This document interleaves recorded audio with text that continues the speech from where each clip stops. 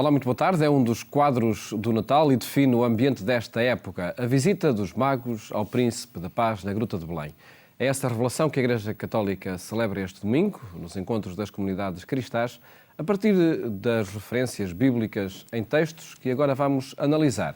São para isso convidados do programa Eclésia o Padre Armindo Vaz, professor de Sagrada Escritura na Universidade Católica Portuguesa, e o Padre Nélio Pita, pároco em Lisboa. Muito boa tarde, obrigado por estarem neste programa, ainda em quadra natalícia.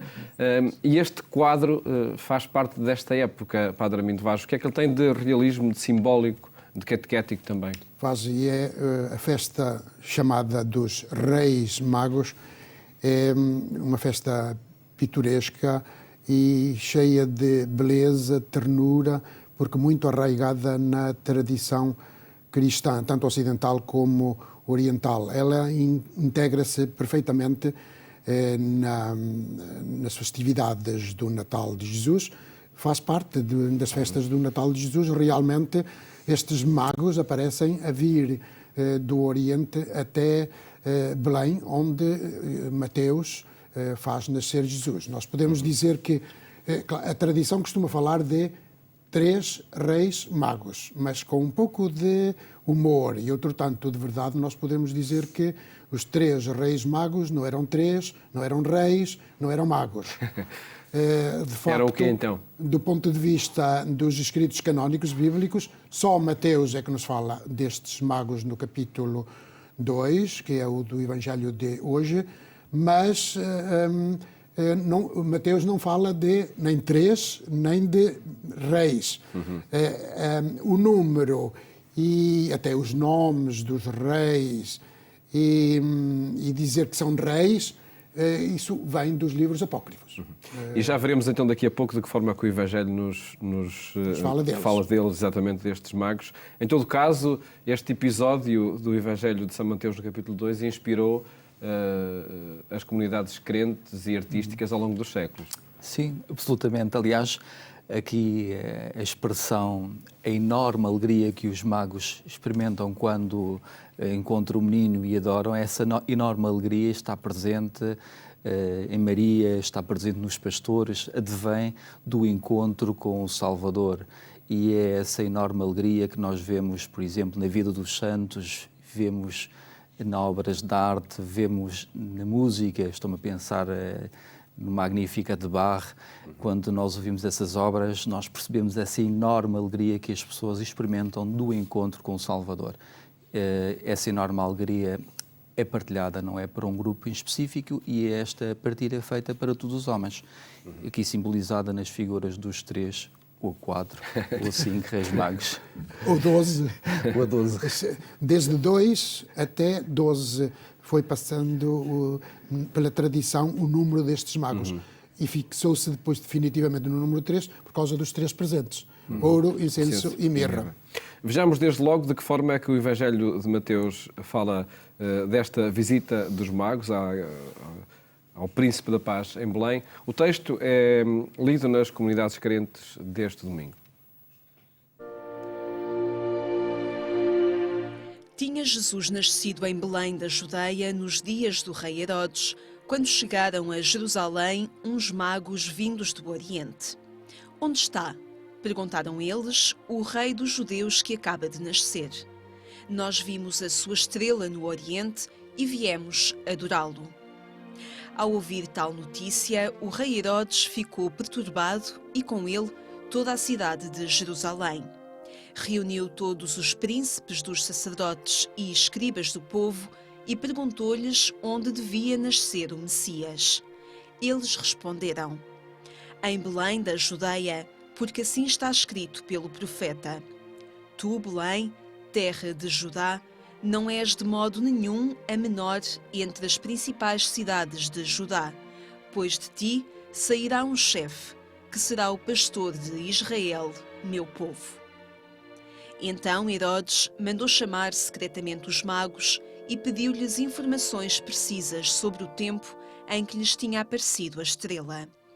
Depois enviou-os a Belém e disse-lhes: ide informar-vos cuidadosamente acerca do menino, e quando o encontrardes, avisai-me, para que também eu o vá adorá-lo. ouvindo o rei, puseram-se a caminho. E eis que a estrela que tinham visto no oriente seguia à sua frente e parou sobre o lugar onde estava o menino. Ao ver a estrela, sentiram grande alegria.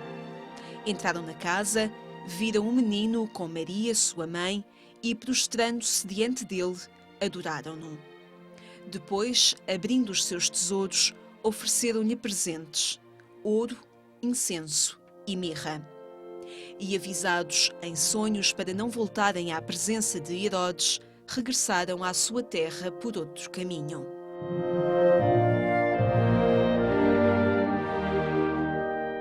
Padre Armindo Vaz, que motivações tem o autor, que objetivos tem, enfim, ao apresentar este quadro entre os magos vindos do Oriente, o rei Herodes, a estrela, os presentes? O que é que está aqui em causa? Que mensagem está aqui para ser transmitida? Para descobrirmos essa mensagem, é de todo oportuno percebermos qual é o tipo de linguagem que Mateus usa aqui nesta sua maravilhosa narrativa. Mateus escreve para cristãos convertidos a partir do judaísmo. Os judeus faziam uma grande dificuldade, os judeus não cristãos punham uma grande dificuldade aos cristãos, dizendo-lhe que estão a adorar a este Jesus como se ele fosse o Messias, mas na realidade não foi nada. Então, nós estávamos à espera realmente de um libertador político, militar, com grande poder, que nos libertasse dos nossos inimigos tradicionais, de ocupantes, de invasores, e afinal não libertou nada. Nós continuamos na mesma sob a opressão do Império Romano, continuamos a ser explorados, e este Jesus, que afinal vocês dizem que é o Messias, morreu de uma forma cruenta e ignominiosa numa cruz, o que deve ser considerado como sinal da rejeição por parte de Deus. Não é nada Messias. Ora bem, a todas estas objeções Mateus tinha que responder dizendo que Jesus é verdadeiramente o Messias. Escrevendo para cristãos convertidos a partir do judaísmo, então ele tinha uma coisa bem clara. Eles conheciam bem as suas sagradas escrituras, as escrituras judaicas. Então, Mateus arquiteta toda uma narrativa imaginada, com imagens, a partir das escrituras do Antigo Testamento, do que nós chamamos de Antigo Testamento. Lá vai buscar motivos, temas, personagens, imagens, metáforas, palavras, para dar sentido à realidade e à pessoa, à figura e à obra salvífica de Jesus, procurando comprovar e, pelo menos, argumentar a partir das suas escrituras judaicas para mostrar que Jesus é que é o verdadeiro Messias, o filho de David. E então vai lá buscar tantos motivos. Eu contei até uns 11 como mínimo, mas obviamente que são muitos mais. Porquê? Porque Mateus não cita a letra. 11 referências aos textos do Antigo Testamento. Aos textos do Antigo Testamento, claro. São, sobretudo, a referência ao mago entre adivinho e vidente e profeta, que é Balaão. Balaão, que é requisitado pelo rei Balac, ali a oriente do Mar Morto, a terra de Moab, quando os israelitas vinham do Êxodo para entrar na terra de Israel, chegam ali, acampam no território de Moab. O rei ficou atônito e então manda buscar um mago que amaldiçoou esta multidão de gente. De facto, vem este mago do Oriente, diz o texto, do livro dos Números, capítulos 22 até 24, vem um mago do Oriente e em vez de, na famosa burra de Balaão, e em vez de amaldiçoar os israelitas acampados ali, abençoa-os, dizendo que um homem nascerá de Israel e uma estrela se erguerá de Jacob. Ora bem, esta estrela vai ser precisamente esta estrela que Mateus põe aqui a aparecer aos magos. Agora, sabendo que existem essa referência ao Antigo Testamento, a Tantas. tradição cristã atual é a de recriação deste episódio a partir da adoração dos magos. O que está a dizer o Padre Armindo é que tudo isso tem que ser reequacionado? Não, o que eu estou a dizer é que a partir dessa forma, da percepção dessa forma de composição, então nós temos que concluir que esta narrativa não corresponde a nada de factual. Melhor, corresponde a muito de factual.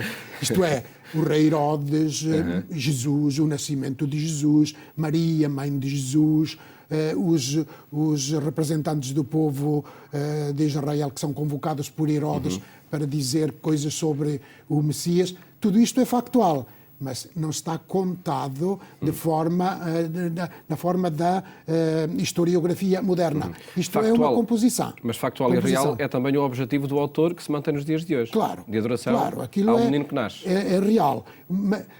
Aliás, isto agora já percebemos o tipo de narração que temos aqui. É uma meditação em forma narrativa. Os judeus chamavam isto midrash. Era dar sentido a realidades presentes, geográfica e historicamente objetivas, dando-lhe sentido, sim, buscando imagens ao Antigo Testamento, isto é, às escrituras judaicas, para dar o sentido religioso e antropológico a esta realidade. Qual era a grande realidade que tinham que dar sentido religioso? Era Jesus como Filho de Deus, ungido, o Filho de David.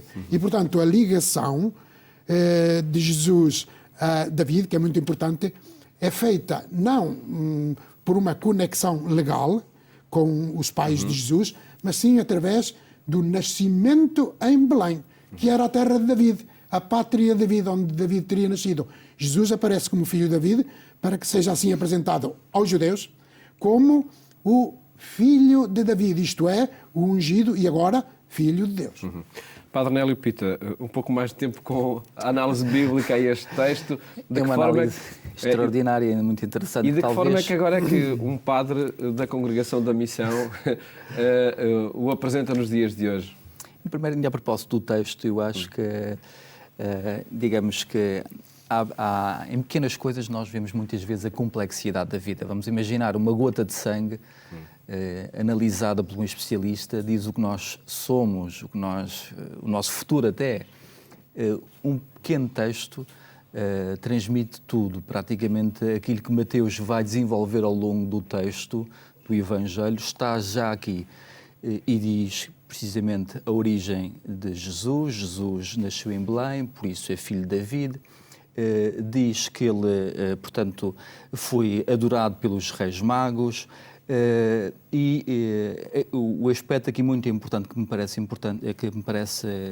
destacar é que esta mensagem se destina a toda a humanidade. Ele nasce em condições humildes, será, digamos, rejeitado pelos líderes religiosos do seu tempo e será perseguido pelos poderosos. E é na personagem, se calhar, de Herodes, que eu também me centrava um bocado, porque Herodes, por um lado, mostra uma piedosa intenção de querer adorar o menino, querer saber onde é que ele está, mas por trás dessa intenção há uma vontade de o eliminar. Acho que esta duplicidade de comportamento pode existir em nós. Nós podemos ter, digamos, intenções piedosas, mas depois, na prática, não temos propriamente um desejo de o defender. Vá lá, podemos ser pessoas de bem, honradas, mas depois promovermos a corrupção nas relações, tudo isso. Portanto, este era um aspecto que eu destacaria. Outro aspecto era, de facto, as figuras dos reis magos, dos 13 e dos 4, que mostra a universalidade da mensagem de Jesus. Quando eu lia este texto, tive presente, provavelmente todos nós temos presente, esta campanha feita com muito sucesso para a aquisição do quadro do Domingos Sequeira, do Museu Nacional de Arte Antiga, a Adoração dos Reis Magos. E nesse quadro nós vemos uma luz extraordinária sobre a qual está a Sagrada Família, aos pés dos quais estão os 3 reis magos prostrados em adoração. E à volta dos Reis Magos está uma multidão muito curiosa, muito surpreendida, provavelmente alguma multidão também a criticar porque é que estes homens estão nesta atitude, porque é que entregam os seus presentes, o que é que se passa aqui. E eu penso nestes homens e mulheres de boa vontade que procuram a Deus de coração sincero, que são capazes de deixar as suas casas, que são capazes de ler os sinais dos tempos, ter coragem suficiente para prosseguir, apesar das dificuldades do caminho, e aos pés do Senhor colocar os seus tesouros, porque encontraram um tesouro maior. E é verdade que quando fazem muitas vezes perante o olhar curioso das pessoas que se interrogam: como é que estas pessoas fazem isto? Para quê?